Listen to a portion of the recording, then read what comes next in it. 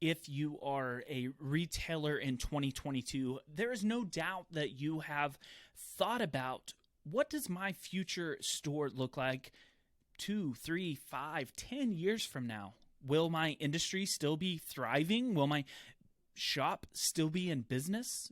Do I need to change the way that I do business? If you are an aspirational business owner that wants to continue to grow your business, whether it's by locations or size or whatever it might be, you no doubt have thought about this question. Well, my guest today, Ann Mezzenga, which is such a fun name to say. Ann Mezzenga is a retail expert, and she worked on a project with Target and worked on a future store and what that would kind of look like. What does the store of the future look like? Her and her coworker in that project then went on to start a retail podcast, and they have interviewed hundreds of different retail experts and retailers about the future of retail, current retail, and future retail. So today we talked about 3 trends that she sees coming up in the next few years, and those trends are self-checkout and alternative checkout methods, not just the self-checkout that everyone gets so upset with Walmart for doing. We also talked about lockers and some things that retailers are doing with lockers and the ability to serve a customer after hours with those. And finally, we talked about inventory accuracy and kind of what that looks like in using technology to accurately predict what you were going to sell and accurately predict what you need to have in stock, pricing, all different kinds of things with that. So today, Ann and I talk about the 3 trends in retail, and I hope that you enjoy this episode.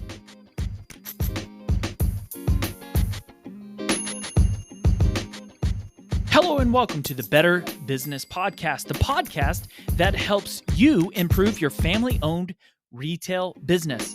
My name is Steve Cook. I'm a 3rd-generation business owner, and with the things I've learned and talk about on this show, I've taken my family's retail business to over $10 million in sales.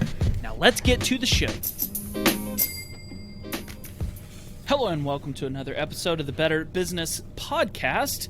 My guest today is Ann Mezzenga. She is a retail executive with over 20 years in the retail industry. She is the co-CEO of OmniTalk, which is one of the fastest growing podcasts in retail, besides mine, of course, Ann, where she provides expert commentary on the future of the retail industry and current trends. And I think I just heard on a recent episode, they just passed 400,000 freaking downloads. Yeah. So congrats on that. And prior to her latest ventures, Ann was most recently the head of marketing and partnerships for Target's Store of the Future project. An avid health and wellness evangelist, she also owns and operates North Strong, which is a bustling fitness and wellness facility in the Twin Cities. Ann, welcome to the podcast. Steve, thanks for having me. This is really exciting. Yes, of course, we are one of the fastest growing podcasts in retail. Not at all the top one. You are definitely doing a great job here. So we're happy to have great competitors and friends in this space. I appreciate you throwing that out there because I don't want it to be like, everyone jumps off the boat so fast to go over to yours. I didn't want it to be demoralizing. No, we love it. I mean, there's a great community of people, especially your show. I love the concept for it, and I feel like it's an underserved area. There's a lot of people talking about high level, enterprise-wide tech and what's going on in the retail industry, and I think oftentimes it doesn't get distilled down to what can our community and family-owned retailers be supported by, like how can we help them get to sure compete. So like what does that mean for me, I guess? Yeah, exactly, absolutely. Sure. Yeah. So Bob Phibbs was on was a recent guest here on the show, and he got me like pumped up about retail. Oh, good. And I was kind of thinking about that episode along with yours that a lot of your show is kind of this omni-channel presence, right? So mixing technology with this old school kind of classic retail. And it made me think, with that, you kind of have with Bob, I told him this in person. I said, obviously being a retail expert, you're never going to say that you think retail is going to be dead soon. So, so it was kind of a pointless question to ask him. But with you, I feel like you kind of mix this technology with retail in a lot of your conversations with your guests on your podcast. So tell me, where do you see, maybe in the next 5 years or so, do you feel like retail will grow or shrink, or, technology will replace a lot of things in a kind of preparation for our conversation today? Yeah, well, I'll start, Steve, by saying that, we started OmniTalk 5 years ago, and when we came out with the name OmniTalk, people gave us quite a hard time about how ridiculous the name is. Even the term omnichannel, that omnichannel is dead, and so we feel somewhat vindicated now that omni-channels come back into style and people are starting to use the term again. But I have to say, ever since I started working at Target, on the Target Store of the Future concept, Chris Walton, my business partner, and I, we met on that project, and we've always kind of been thinking about how you focus first on what the experience is going to be for the customer, and really, how technology can help make that simpler, make that more convenient. It's always got to be about how you can make the shopping experience the most convenient for the customer, because that doesn't go away. It's like what Bezos said, bet on the things that won't change in the next 10 years. Don't try to imagine. I mean, could we have ever imagined the iPhone, in 2006? No, we couldn't have. So you have to really focus on what do you know is not going to change about the customer, and things like convenience, things like giving them time back, making the shopping experience easier for them, and less friction in that shopping experience. And so that's kind of where we've focused omni-channel on. And I think where retail is going is really going to be, I hate the cliche, where your customers are, meeting your customers where they are. But it really is trying to figure out how you build a flexible retail business, so that it's not requiring a huge overhaul to, point of sale systems or delivery systems in order to flex to the needs of the customers. That's super interesting. Tell me more about the Target Store of the Future project. Was that something that you did for a long time, or was that kind of like a short-term project, or what was that? Yeah, so Chris Walton and I, we met on that project back in 2015, and Target came to Chris and I really trying to figure out, okay, what is bringing somebody to a Target store in the next 3 to 5 years, and how does Target fit into that? So we always talked about it how companies will build a concept car. We were really building a concept store for Target.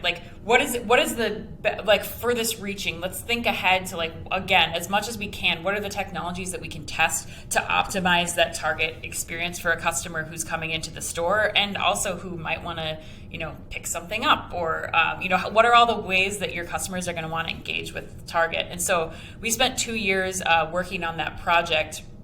And then started OmniTalk in 2017 when that project ended. So, yeah, it's kind of a crazy world, but Chris and I really enjoyed working together on that project, and researching and looking into technologies, and especially because there's so many out there. I'm sure the listeners can empathize with that. There's so much to consume, and it's really hard to know where to start. And so the whole goal of OmniTalk is really to go out there and be researching these technologies from the lens of a retailer. What would we prioritize if we were going out and trying to figure out how to future-proof our retail store? That's kind of what we try to do with the content that we're creating on OmniTalk. Is the store just any parts of that now? Are you seeing that anything that you guys worked on live in the stores now? Yes, I will say yes. I cannot say what, but yes, there's awesome. A lot of, unfortunately, the board at Target at the time, smartly, not with the pandemic having been the last couple of years, the board at the time cut the funding for our project in order to focus efforts on the stores. So that was, again, a smart move by Target. So our store concept wasn't able to be built, but yes, we are seeing a lot of what we worked on now helping Target significantly compete. So we're living in the world. future, you could say. Yes, sort of. Except we can't talk about it. It's like Fight Club, so we just get to enjoy the fruits of everyone's labor at Target. Yeah. That's awesome. So today we're going to focus on, we talked about beforehand, 3 trends in retail that you see. Obviously, you talk to a lot of experts on your podcast, and you've had, I'm sure, a lot of light shed around this topic from different guests that you have had, and the research and the things that you guys are involved with now at Omnichannel. But what is the first thing that you see that a retailer should be, and these are things that a retailer should be maybe working toward, or to at least consider, is this a good idea for my business to maybe start working towards? What's the first one? So I'd say the first trend that we're seeing is around checkout-free retail. And I think when you think checkout-free retail, there's a lot of things that can bring up. Everything from self-checkout stations within a store to scan-and-go applications like what we're seeing Walmart and Sam's Club, and now others, Best Buy is getting into it. We have a lot of other retailers starting to get into scan-and-go technology where, I walk through with my mobile device, I scan a product, and then I show a barcode and walk out. There's no line. Sam's Clubs is awesome. I use it all the time. Yeah. It's super great. Yeah, right? I mean, they're seeing tons of adoption and positive adoption from customers from that technology being put in store. Kath McClay, the CEO, recently said at a conference we were at, they're full steam ahead on this, and they're looking to figure out ways that they can expand that to more locations and even expand the functionality of Scan and Go too. We're also seeing this, at its furthest point, Amazon coming out with Amazon Go locations and expanding that into their Whole Foods stores and now into Amazon Fresh grocery stores that they're pushing out across the country. So, for those listeners that might not be familiar, same thing, you're scanning a barcode like you're getting onto an airplane. The doors open to the grocery store. You fill your own bags with anything. You can pick something off the shelf, put it back. You can, fill up your bags and then just walk out. So then you'll get a text saying, okay, this was the, this is the items that you purchased. They were put on this card. You're good to go. They're even doing palm scanning too, Steve. I don't know if you've been following this, but now you don't even need a code, a barcode or QR code on your phone. Now you can just hover your palm over a little disc and walk right into the store and it charges you. So significant advances happening with this technology from Amazon, from other technology companies in the space. Trigo is another one that they just are going to be launching for the first time with Wakefern in the grocery store, Wakefern in the U.S. this fall. Grabango, there's a lot of people doing this kind of technology. So there's a lot of ways to scale that. And I think that's what's important for the audience to be hearing is that, it doesn't have to be the full scale Amazon, just walk out technology. There's a lot of ways to really start simple to try to figure out, how do you provide that convenience, that number one thing for your customers, and try to figure out how you eliminate lines in the store. So number one, if you had to guess with this technology and the reason why so many retailers are trying to move towards it and why they think that a consumer would want that, do you think it's to improve speed? Do you think it's to improve convenience around like not having to talk to someone and have dollars and all that stuff, or do you think they're just trying to save money on labor so they don't have to have a person at the register? I mean, what do you think the motive is, I guess, for a takeaway for a small business owner? Yeah, Steve, those are all amazing questions, and I think valid questions for people to be asking. No, not everybody wants to just not talk to anybody and go in a store. I think what I try to explain to people when they come back with those same kinds of concerns, are we replacing people? Is this trying to just, get machines are cheaper than people? Like all these other things that they'll come up with. or that they don't want to talk to people, they don't want to engage with people. We're losing the humanity, which especially in a community and family-owned business is not, that's not what you want to be doing. We're screwed. Yeah. No. I think it's really thinking about, number one, giving your customers choice. And, if they want that experience where they just have to run in and they need to, grab a few pickup items that they know exactly where they are, they just want to get in and out, you're giving them the opportunity to do that. I think we think about them first. Exactly. It's thinking about them. And then there are times where, you go into a store and you need the advice of the associate. It's why you go to that business, because you're trying to solve a problem with them. Especially like Steve, in your business. I mean, that's so much about relationships, and this combination isn't working. Like you're almost like consultants and associates in the stores, really helping your customers. So I don't think it's a one like silver bullet for every option, which I think is important again for the listeners to hear. Like this doesn't have to be all or none. I think it's just do you have a self-checkout option?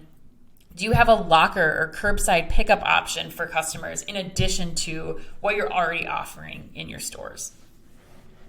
Yeah, that's a great way to think about that. I think a lot of people, especially in the feed business, I feel like I typically say 5 to 10 years, but sometimes I look and I'm like, we're 10 to 15 years with some retailers behind everybody else. But I think that's the pushback with a lot of people is, oh, you're trying to take out the personal touch out of it or whatever. It's like, no, I'm not. Like, it's just if you have a website, an e-commerce website where people can pick up, what if they're in a hurry? What if they like to place their order at 2 a.m. or whatever it might be, So that's the way I've always thought of it, is different options for consumers is the best way. So talk to me about the second trend that you see in for retailers. Yeah, so the second trend we segue nicely into this. I mentioned lockers or curbside pickup, buy online, pickup in store. I think that's something that really gets at choice and what we were just talking about. Like you said, there's a lot of people who are placing orders at 2 a.m, or they want to pick up after store hours. And with the labor market looking the way that it is, you just don't have the option to do that or to staff a place to help accommodate pickup hours that are before and after the typical 9 to 5. Sure. So what we've been seeing a big trend in is locker pickup. So the idea of these lockers are they can go in front of your store. Those pickup lockers, we've seen a lot of them so far from Amazon, but we're starting to see more companies come out with these lockers that are not just used for your store. So you think about it as these lockers, the way that Amazon has been doing them is that you can pick up Amazon product there, but what we're seeing the trend move forward is you have lockers that are an open network of lockers. So that means that UPS could deliver to that locker, FedEx could deliver to that locker, and you as the store owner can also place goods in those lockers so that your customers can be coming there to pick up the goods from your store, to pick up packages that they didn't want shipped to home, all in that one place. And so that's something that we're seeing. I think we'll see a significant increase in placement of these locker systems. They're not dramatically expensive to install and can provide a lot of value to the business that they're either inside of or hosted out in front of, including, again, convenience for that customer to pick up product whenever and however they need it. The other part of that we're seeing, so Best Buy recently installed some lockers into their store. They cut a hole in the side of the store so that the lockers can be rear fed, and so that people can come to the lockers at 11 p.m. or 2 a.m. if they want. And they don't have to be held to those store hours. If they know they need, a phone charger before they take off for a flight or, something else, they can get that at any time of day or night. And where we are also going to see that continue, I think, is when we start to think about services too. So this becomes important for the family-owned and community-owned businesses. When you think about repairs of tools, if you need a fix, for Best Buy for Geek Squad, for example. Like you drop off your computer when it's convenient for you. You pick up your computer in that same space, but you're not beholden to those store hours of 9 to 9 p.m. or something like that. So I think that especially with like restaurant equipment or exactly. small engine repair or something like that. Exactly, yeah. Wow. exactly. So it's thinking about, what the new definition of the store is, and lockers and, those iterations of lockers that we're seeing start to be released in a lot of different types of retailers are really redefining what a store is. We say buy online, pick up and locker as this idea of you don't even need to go into a store in some cases. You can facilitate everything from, product pickup to returns now, like reverse logistics we're seeing happening, to even serviceable items being able to be exchanged without having to go in the four walls of a store. And I think that's what's really important for the audience to be paying attention to. Man, what a way to fight back for a retailer that doesn't have the calling for the late store hours. Mm-hmm. I'm thinking like even in our industry, the Tractor Supplies and some of the larger chains in the feed business, they're at least open till 9, sometimes 10, 11 p.m. And a lot of retailers struggle with having, or at least we have, we don't have that amount of business in those hours, or weekend hours even, right. Things like that. But what a way to combat that if you had a locker system that could be, it's just as easy to place your order online and pick it up at 8 p.m. or whatever, or 10 p.m. or whatever it might be. Yeah, exactly, Steve. I think the other thing too is it's not just in the off hours. We are seeing a lot of increases in people picking up in those off hours when it's available to them, like in the case of Luxor One's lockers at Best Buy. But I think what's important to note too is that it's also valuable to people during the day. If you just think about, again, the staffing issues that everybody's facing right now, if you know that somebody can self-serve, whenever you give the option for self-serve and your associates in the store can focus on helping the people that need to come into the store, again, you're giving choice and you're really streamlining where you're going to allocate your people and your time and resources in a store in the best way possible, because not everybody needs somebody checking them out in that situation, but there are a lot of people who need one-on-one consultation, who need help figuring out what the right item is for them to purchase, and that's not always the case with something like a phone charger. Sure, man. I tell you, Ann, I'm just a kid, so don't punch me in the face. About 5 years ago, I was pushing back.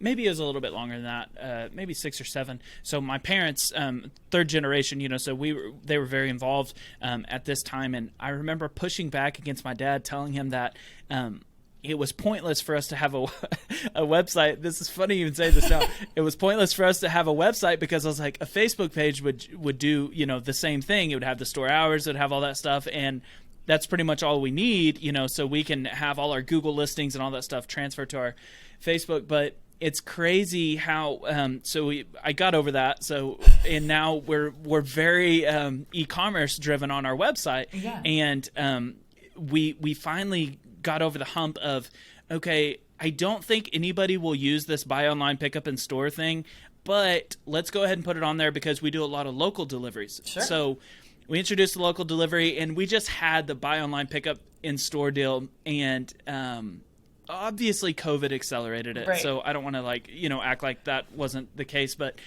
we went from 0 to we're on pace to do $1 million in sales just on our online portion, just totally. It's only, that would be, roughly a tenth of our sales, but still a tenth of our sales where, a few years ago I was saying no one would even go to a website. That it's crazy how I just don't understand it, how you would go through a website and all that stuff. But if somebody does have a good website, it is more convenient and you don't want to go into their store. But I think you make the decision for the customer a lot of times, and you don't think anybody would use it when they really will. Right. Yeah, Steve, the listeners can't see my face, but when you said that, my jaw just dropped. It was just oh my God. I told you were going to punch me in the face. No. But we hear these things anecdotally, but it's just it still blows me away just to see. I think number one, what you said that stuck out to me is you tried it.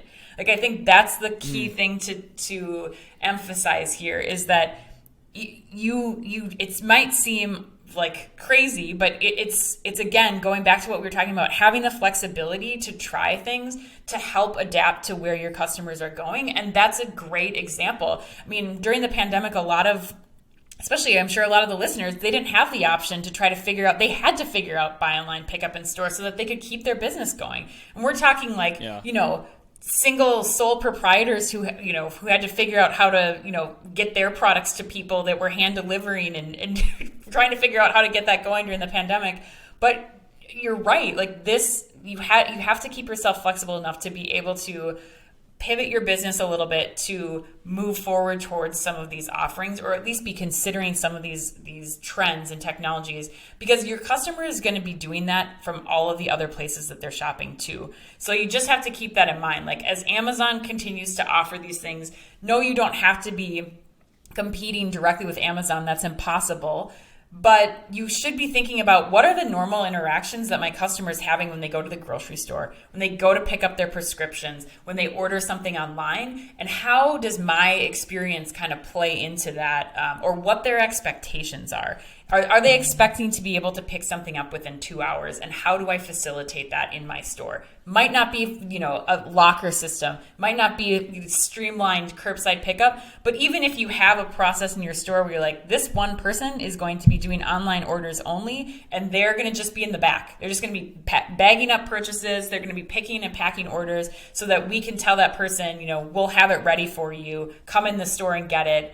It's all, all paid for, or whatever it might be. But you're, again, like, making sure that you're paying off that convenience and choice for that customer. Yeah, that really made me think of delivery times. I was listening to a documentary deal about Amazon recently when they implemented Prime, and how everyone, was basically making fun of or telling Jeff Bezos that it was impossible to deliver that fast. And, that made me think about our business.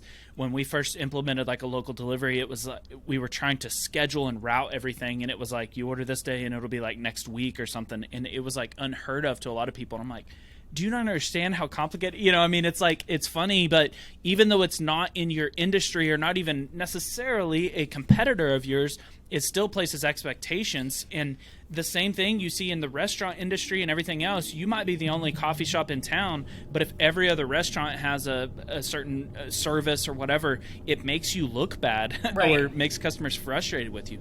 Right, exactly. And I think one thing to call out there too, there are a lot of logistics providers who can help with that, like coordinating third-party logistics. So that's another thing for your customer, or for your listeners, to be thinking about too. Like, you don't have to solve that problem all on your own. We work with a company called Delivery Solutions that basically they do the work for you. They say, okay, I want to have delivery as an option on my website. And then they will coordinate. They go out to all of the third-party delivery logistics providers, and they figure out for you, okay, where are you delivering? Oh, cool. Where do you need to go? And help kind of take that on for you. So there are services like that to consider. Walmart's even doing a version of this called Go Local for pickup and deliveries. There's a lot of companies out there. So there is help to do that, because you're right. The logistics part of it is a complete separate business. That's a whole industry. And I think the necessary evil. Yeah, necessary evil. But I think the other part of that to consider too is that speed does not equal convenience. I think that's the other part of things for your listeners to remember. There's people out there delivering groceries in 10 minutes or less. That does not mean that that's the most convenient option. It's not always about being the fastest. And even Amazon, in their latest Andy Jassy, their new CEO, his letter to the shareholders, he's even talking about we're going to deliver in one day, and we're Amazon. We're not going for the 30-minute, the 10-minute, the 15-minute delivery. We're going to make a one-day Prime promise, and that's okay too. And the same thing goes for, I think, the buy online, pick up in store, like we were talking about. Sometimes that's more convenient for people than having a two-hour delivery window. So I think it's we hear about this technology, and it's overwhelming for listeners to feel like, how could I possibly deliver something even in 2 hours? How do I operate my store and get this delivered to a customer's home? It doesn't always have to be that way. I think it's just, again, we're going back to choice, and I think choice is the equivalent of convenience, not always speed is the equivalent of convenience. Would you say expectations goes along with that too? I think about that with a lot of businesses. You can go to this trailer house in the middle of nowhere that's some barbecue joint or whatever, and it's a 3-hour wait time, and they don't take cards, and you have to go to the ATM across the street, and but you need an NFT to be able to wait in line. Yeah. Yeah. When you go there, you knew that that's what you signed up for, right. And you had, you were going for that experience or whatever it might be. I think about that a lot with our business, that when we have something ready in 10 minutes sometimes, and then it takes 2.5 days the next time, that is frustrating and stressful for a customer that they don't know. Do you think that expectations is just as big of a part of that? 100%, Steve. You hit the nail on the head. I think it's being transparent with your customers about when they can get something. And we've seen that trend increase too. Especially throughout the pandemic. It used to be I care about getting this shirt in a size small in blue. And we saw the shift from customers to being I care more about fulfillment. When can I get this shirt? And that's the decision that I'm using to decide who I'm gonna shop with and where I'm gonna go. If I can get this shirt at this retailer and I can drive there in 15 minutes and pick it up, now that's where I'm going. I don't even care about the color at that point. Some people were getting to the point where I don't care what, especially with CPG and groceries. I don't care who makes the baking powder for this recipe. Care what branded toilet paper I will go. Yeah. I will go to the place that I can get it right now because I need it. I think we start to think about, which actually takes me into the third trend that we're going to talk about today. It's requiring retailers to be thinking up front now, which something that was usually the last part in the checkout was how do you want this delivered? 1 day standard or express shipping. Now that's coming up to the front part of the funnel, where when I'm searching online, you'll notice a lot of retailers. Amazon started this trend, but now Walmart and Target and even some of the farm and fleet stores out there are saying okay, here's what you can have. The options for this delivery are today, tomorrow, or 3 to 5 days from now. Which do you want? That's requiring a shift in how a retailer is building an e-commerce site and how they're building their business, to be honest. So something we can get into next. So, talk to me about that. The third trend on inventory accuracy. Do you think that people should get away from the clipboard and the notepad inventory accuracy methods? Hey, I think you should do whatever is working best for you. As long as you have visibility to what's on your shelves, if the clipboard's working for you, my God, don't go away from it. That's true. I think there are, though, again, we're talking about how technology is coming in to help your staff. We are having an issue with retaining staff, finding staff. And so I think that where technology is coming in is they're helping replace some of the mundane, the repetitive, the dirty, the dangerous jobs, and eliminating that work from your employees' workload. I think what we're seeing with inventory accuracy, we're seeing really cool things. Everything from drones flying through stores to scan shelves to just putting. There's a company called Scanned that just goes onto any device, so you can have somebody come in with their own phone, and that you can load a software kit onto their phone that allows them to just go up and down the shelves with their mobile device, and you can see immediately what's out of stock, what prices are incorrect, all this information. And they're also taking that and putting that on things like autonomous floor scrubbers. So the floor scrubbers that are cleaning your aisles at the end of the night have these scanning technologies on them, or there's a lot of robotics that are out there that can do that too. And in real time, you have visibility for you as a retailer into what products are out of stock, what is not priced correctly, and where could I be making up money here if I've got the wrong price on something. And also, for all of your vendor relationships, being able to show, Purina or whoever it is, this is where your product is on the shelf. It's in the right place. This is the price point that it's at. And like, this is what it looks like. Like all of that information is just helping you be better as a retailer. And that's not something that can be accomplished with, just one person walking through aisles and doing price checks. It takes a lot of time. And I would argue is not the best use of their time right now when this technology exists that has a higher upfront investment. But I think in the long run, the ROI that people have been able to see from deploying shelf scanning technology towards getting to improved inventory accuracy, they're able to make that up pretty quickly when you see how much money they might be losing with inaccurate pricing. Or most importantly, when somebody does try to order that product online and it's not there, and the potential for losing that customer when they're coming to you to try to pick something up and you don't have it. So I think that's a huge focus for retailers right now is how do you get the clearest picture of inventory accuracy? It's not as sexy as checkout free or scan and go or any of the other things we've been talking about. But I think it might make you just as much money as any of those, though, is the crazy part. Probably more. And yes, it will be better it's like one of those foundational elements of the business. Like you just have to have a better picture. And for all of these technologies that are, coming out over the course of the next few years, having that inventory accuracy is really key to making sure that your business can operate successfully, through the future. Yeah, I tell our people that all the time. I'm like, having crap in stock and being nice to people, it's amazing how big of a business you can build just doing that. But exactly. That kind of goes along with that. It's incredible just being able to have stuff in stock, how happy people are. We get so many customers that come from other places. They're like, it's Saturday afternoon and I'm going out of town and such and such, I went in there and they're out of something or whatever, especially in consumables, right? Because it's something that you need on a repetitive basis. It's very similar to grocery stores and a lot of different businesses. With these three that we talked about, what do you think is probably something that someone should get on board? What do you think would have the biggest impact on someone's business out of these three?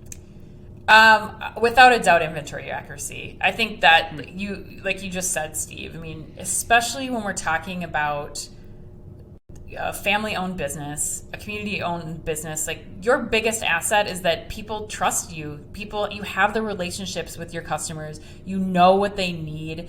And I think that this technology is just going to, like you said, help you be able to be the place that has the stuff, that is there, that they can rely on. And they know when I go there on a Saturday and I'm going out of town, I can trust that if it says you have it on your website, if I go in there in 10 minutes and pick it up, like you've not just solved a problem for me, but you've developed a loyalty in me as a customer that I know trust, I can come back. Yes, exactly. And so I think that's really important to emphasize too. Like technology, there is some technology that is replacing the human workforce. I'm not happy about that, but I do think that for the most part, technology can be utilized to help aid the human workforce that we have, especially in community-owned businesses where that is your bread and butter. Like, how do we use technology to allow you to just keep being strong and keep being the reliable place for your customers? And I would say inventory accuracy is number one. And then looking at some of these other technologies that we talked about today to really figure out, is that right for my customer? Because they might not be the right solutions. You know your customers best, but there are a lot of things that are out there that can really help supplement the work that you're doing and how you serve your customers. You had a episode recently about some statistics around Instacart. That's kind of hard to say. Statistics around Instacart. Good job, though. You did it. I had to I was having a stroke while I was saying. So that's kind of, that industry is also very similar to the feed industry, right? Grocery stores and feed stores are kind of the same thing for different. Ours is for animals different versus species, theirs is for humans. So what were kind of some of your biggest takeaways on what Instacart is doing and kind of about their app? Yeah, I mean, I think that right now it was the categories that we were seeing, like the retailers that were having the most success with Instacart and whose business, like you talked about, like 10% of your business was being fulfilled now by online orders. I mean, some of the people that were mentioned in that report, Wakefern, Costco, Aldi, like a significant portion of their business is now Instacart orders. And I think that wow. like you are seeing the trends in like delivery and third-party logistics providers, like you're seeing this kind of back and forth now with retailers wanting to own that customer relationship versus Instacart owning the customer relationship. And that's something that, up until this point, a lot of retailers just had to go with Instacart because they needed somebody to, Instacart was coming in, they're like, plug and play. You guys just, we'll do the picking, we'll do the delivery. You guys don't have to do a thing. You just have us come in and do it, which during the pandemic was a requirement. But now that retailers, large and small, have figured out how to, what their customers' demand looks like for this service, how they can fulfill that service, and what other options there are outside of Instacart, there's a demand to get that customer relationship back. And so I think that, while Instacart's trying hard to remain relevant, I think we're going to start to see a lot of retailers kind of pull back and figure out, okay, do I go with somebody like a Delivery Solutions that can help me, just facilitate the delivery portion of it, and I'm doing the picking and packing so that I can maintain that relationship? Or, do you start to see even retailers starting to, deploy their own resources for delivery themselves so that they can hang on to all of that information? We didn't talk much in this show about this, but I think retailers developing their own media networks, we're seeing an increase in that, where when you are doing e-commerce sales, a big portion of where you can get revenue from, especially revenue to cover the costs of delivery, are working directly with your vendor relationships to sell ad space on that platform. It's very valuable for the vendor partners because I am in that moment of purchase right there. I'm ready to purchase, feed. I'm ready to purchase supplies. And if I get an offer, beamed to me right there on the website where I can see an instant, dollar off of that order or whatever it might be, I'm going to take it. And so the retailers and the vendors are seeing, a pretty significant conversion from this type of offering. And I don't think that retailers have started to explore that to the fullest extent that they can, but they will, as they start to have to take on their own, as they start to move away from Instacart, they start to take on their own delivery. That's something we'll be watching pretty closely. That's incredible. It seems like the leverage, it almost just kind of seems like the leverage has shifted. It was just one of those small, slow burns that just kind of, oh yeah, put our deal on your site. Okay, that's fine. And it can continue to, hey, we're going to ask for some more things. Exactly. Once Instacart builds a little leverage there, that's really interesting. I'm glad to hear your thoughts from that. In preparation for the final question, I just wanted to thank you for your podcast. It's incredible. When I found out about it, I was like, hey, that's like really similar to our business, and there's a lot of helpful things in there. Some of it gets a little out there and beyond the things that I deal with. But I do want to thank you for what you guys are doing, and if you haven't checked that out, I'll have the link to that in the bio of this show. Awesome. Final question here, no pressure, but you've had hundreds and hundreds of episodes with retail experts. You are what you could call a retail expert yourself. You've worked on different projects and things like that. If you had to boil everything you've learned and know yourself down to one piece of advice for a retailer in 2022, what would that piece of advice be? Oh, I have not interviewed him, but I'm going back to what Bezos said. I mean, I believe this from the very beginning when I started working on future store concepts at Target. Bet on the things that won't change. That's the best advice. Don't try to figure out and solve for what you think the customer might want. Bet on the things that won't change for your customers, and that will lead you to make the best decisions on your business, what technology to bring in, and how to serve your customers. Ann Mezzenga, thank you so much for being on the show today. It was a treat, and I have a few things that I need to go work on in our business now, so I am going to get to it right after this episode. Thank you so much, Ann. Thanks, Steve.